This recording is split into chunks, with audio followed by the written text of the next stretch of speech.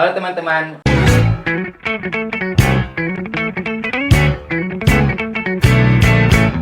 apakah teman-teman pernah berpikir apakah memang organisasi itu penting bagi teman-teman sendiri?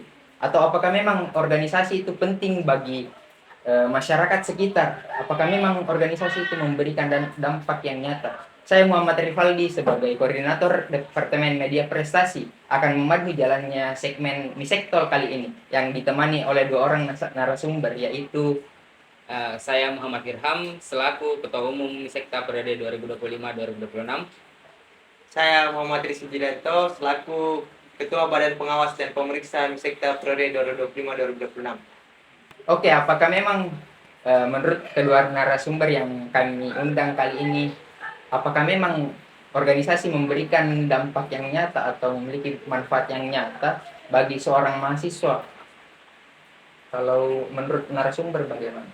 Ya, kalau dari saya sendiri melihat kondisi diri saya sendiri pasca awal menjadi seorang mahasiswa, tentunya melihat suatu organisasi awalnya sekedar tempat kita untuk berkumpul, bertemu teman baru, bertemu kakak-kakak yang berasal dari bermacam-macam daerah.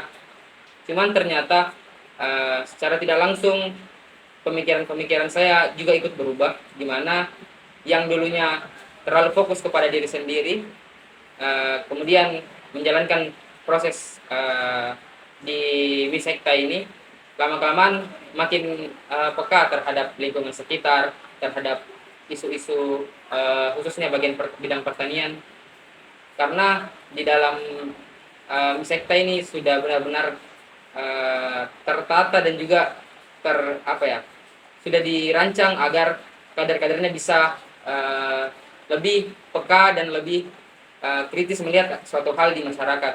Mungkin itu yang menjadi pendapat saya. Kalau dari Kak Rizky sendiri bagaimana? Kalau menurut saya pribadi tentang urgensi organisasi hari ini terhadap diriku, secara pribadi sebenarnya sangat memberikan dampak yang sangat luar biasa. Kenapa?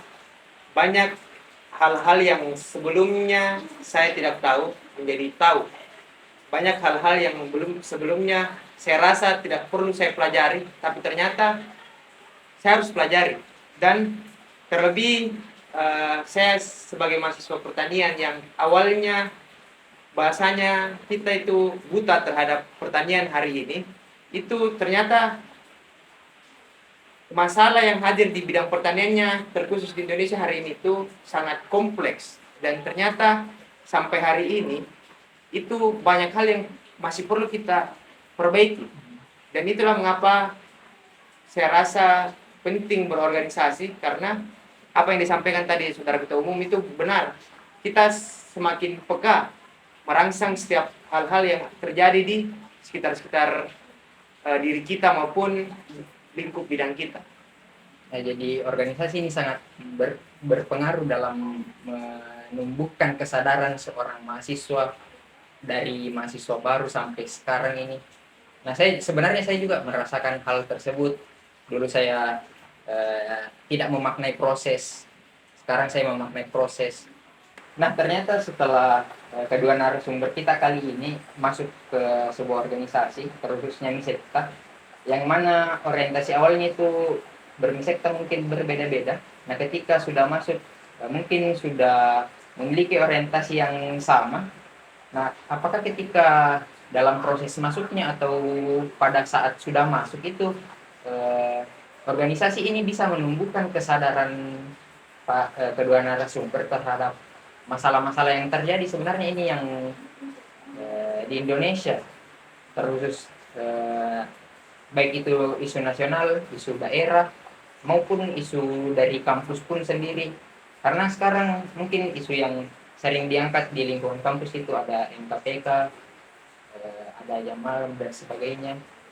Ya, mungkin kalau dari saya melihat sepanjang proses masuknya calon kader ini, saya rasa untuk sampai ke ranah kesadaran terhadap isu lingkungan itu masih belum terlalu, karena di awal-awal tentunya pemikiran-pemikiran pada saat mereka di SMA dulu yang mau dibongkar atau mulai dulu terbiasa untuk tidak menerima informasi secara langsung, tidak pragmatis lah. Karena betul-betul saya lihat hampir di semua SMA dan sederajat itu gaya pembelajarannya ya satu arah, pendidikan gaya bank. Kalau dibilang Paulo Freire, dia bilang seorang guru cuman menyetor ilmunya dan murid menerima langsung. Jadi hal itu yang mencoba dihancurkan terlebih dahulu di saat proses masuknya ini calon kader, supaya mereka mulai tidak cepat menerima suatu hal, mulai meragu akan suatu hal, tidak langsung diterima. Kalaupun misalnya orangnya dapat dipercaya, tapi tetap kita harus punya landasan sendiri untuk sampai ke tahap membenarkan omongannya. Jadi mungkin di awal-awal ya membangun kesadaran kritis dulu. Nah setelah itu pas masuk baru kita adakan forum-forum kajian yang kembali membuka kembali wawasannya kader terkait. Ternyata banyak ini di lingkungan sekitar tak, bahkan di sekitar kampus tak yang bermasalah di lingkungannya, di pertaniannya. Mungkin itu. Ya, kalau saya sendiri sebenarnya mau menarik ya dari pembahasan-pembahasan yang sering terjadi di mahasiswa baru. Bilang, apa sih itu kaderisasi?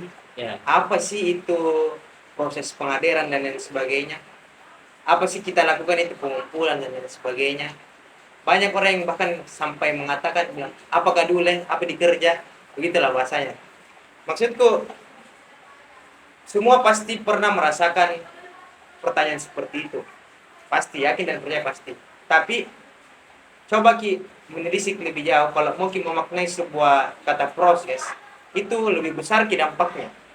Seperti yang saya sampaikan tadi, bahwasannya banyak hal-hal yang sebelumnya saya tidak tahu menjadi tahu. Mungkin saja ketika saya tidak bermisekta hari ini, saya tidak tahu apa itu arti filsafat. Saya tidak tahu siapa itu Paul Freire misal, Karl Marx misal. Mungkin saya tidak tahu itu. Tapi ada impact dari proses yang saya lakukan hari ini. Ada dampak. Dan saya yakin dan percaya kekuatan proses itu yang akan memuatkan nantinya. Ketika saya misal setelah sarjana melakukan sesuatu hal, itu menjadi bekal pribadi untuk saya menjalankan kehidupan saya ke depan. Nah, apakah dengan kesadaran yang didapat ketika masuk organisasi itu termundurkan dengan adanya tuntutan akademik? Karena biasanya itu keresahan mahasiswa yang masuk ke organisasi itu sangat berdampak ke akademiknya. Bisa jadi nilai akademiknya lebih turun, bisa jadi akademiknya terhambat dan sebagainya. Kalau menurut ketua umum dan ketua baper bagaimana? Kalau saya sendiri melihat sebenarnya memang pasti bakalan ada yang lebih hal yang lebih dilakukan toh ketika masuk ke organisasi. Itunya beda dengan orang yang tidak ikut organisasi, mungkin lebih banyak waktu luangnya untuk selesaikan ataupun memikirkan hal-hal terkait akademiknya. Cuman yang sebenarnya menjadi hal yang penting, karena kita tidak hanya berbicara terkait teori, tidak hanya berbicara terkait bagaimana supaya nilai tak bagus di kelas, tapi hal-hal yang terjadi di lapangan juga bisa kita selaraskan dengan apa yang menjadi pembahasan di ruang kelas. Jadi menurutku hal ini sebenarnya menjadi pendukung untuk aktualisasi hal-hal yang didapatkan di ruang kelas. Dan organisasi bisa sekali untuk tempat tak buka suatu ruang untuk aktualisasikan segala hal yang didapatkan di ruang kelas. Cuman mungkin beberapa organisasi yang belum mengarah ke arah situ, tapi bisa sebenarnya kita jalankan beriringan ini. Kalau saya pribadi sebenarnya kalau kita menarik lebih jauh, pada dasarnya itu pada akhirnya dia berbicara tergantung manajemen waktu terkait bagaimana seseorang mengatur dirinya sendiri. Maksud saya itu bagaimana ya, kita berusaha semaksimal mungkin untuk membuat keduanya berjalan secara beriringan. Artinya, jangan sampai ada hal-hal yang selalu kita mau korbankan antara akademik maupun organisasi. Kenapa? Karena menurut saya pribadi, itu pada akhirnya dia saling terikat. Kalau misal saya pribadi ya, waktu semester 3 atau 4 gitu, saya belajar tentang modal sosial. Ternyata pas setelah mempelajari modal sosial, nanti saya masuk di organisasi, ternyata seperti itu loh, ada itu modal sosial namanya, ada repository dan lain sebagainya. Materi-materi yang saya dapatkan dalam kelas bisa saya tindak lanjut di dalam organisasi, dan saya melihat fakta bahwasannya banyak sebenarnya hari ini tuh mata kuliahnya kita, terkhusus di agribisnis ya, itu berkaitan dengan apa yang akan dilakukan organisasi Misekta hari ini. Kalau saya memandangnya seperti itu, makanya kenapa saya bilang penting Ki untuk keduanya itu berjalan secara beriringan. Terkait berbicara ada yang dikorbankan, ya pasti pada akhirnya harus ada usaha yang lebih juga yang harus dikorbankan. Tapi yakin dan percaya pada akhirnya adalah yang menikmati pengorbanan itu ya diri tak sendiri. Jadi menurut dari kedua narasumber kita kali ini, organisasi itu sebagai jembatan dari teori ke praktiknya. Nah, apakah memang di Misekta ini memberikan suatu manfaat terkhusus kepada masyarakat? Karena kan kita dalam Tridharma perguruan tinggi itu fokusnya itu 3, yaitu pendidikan, penelitian, dan pengabdian. Nah, kita harus sebuah organisasi itu idealnya harusnya melakukan pengabdian ke masyarakat sehingga memberikan manfaat yang nyata juga ke masyarakat. Nah, kalau di Misekta, menurutnya bagaimana? Ya tentunya kalau di Misekta itu dia berawal dari bagaimana dia tidak langsung dulu turun ke masyarakat. Jadi bagaimana kita bentuk dulu kader-kader supaya memang mereka sudah siap untuk mengabdi di masyarakat, dari segi cara bersosialisasinya bagaimana membangun bonding dengan masyarakat pedesaan, hal-hal yang berkaitan dengan pengabdian yang bisa buat suatu pengabdian ini berhasil dan berlanjut. Tentunya harus diberikan dulu pembekalan kepada setiap kader toh. Nah, dan itu yang dijalankan di Misekta. Dan setelah itu ada juga ruang untuk turunnya langsung ke masyarakat. Jadi saya rasa lengkap lah ketika kita sudah dapat teori, kita coba berikan ruang sebagai gambaran jalur pengabdiannya mereka, baru kita benar-benar pengabdian bersama-sama. Mungkin itu. Ya, tadi Ketua Umum sudah sampaikan secara eksplisit yang dilaksanakan dan dijalankan di sekta secara garis besar. Saya mau berbicara dalam konteks konstitusi sebagai badan pengawas dan pemeriksa.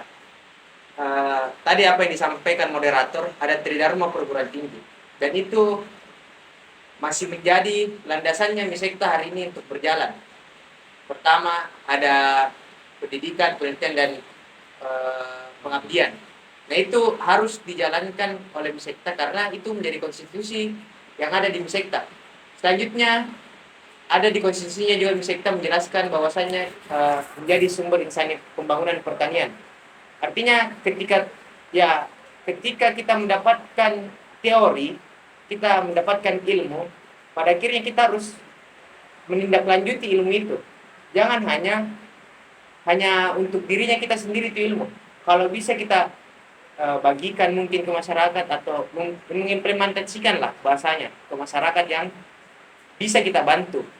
Saya kalau tidak salah setiap prodi itu pasti ada namanya pengabdian masyarakat, dan Misekta baru saja melaksanakannya bulan lalu ya, bulan lalu, dan alhamdulillah dampak Misekta itu bisa dinilai positif oleh masyarakat yang terdampak oleh kegiatannya pengabdian masyarakat Misekta.